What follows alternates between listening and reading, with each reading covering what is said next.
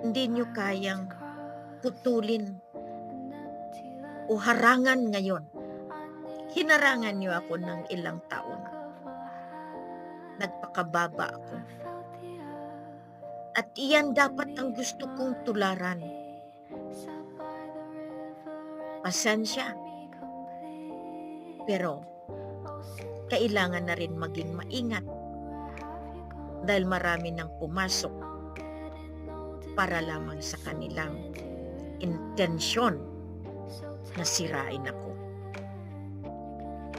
Kasi nga sabi nila, walang mawawala sa Abdurrajak.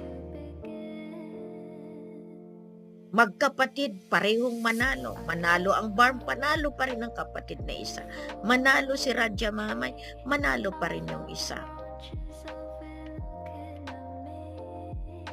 Kayong nagsasalita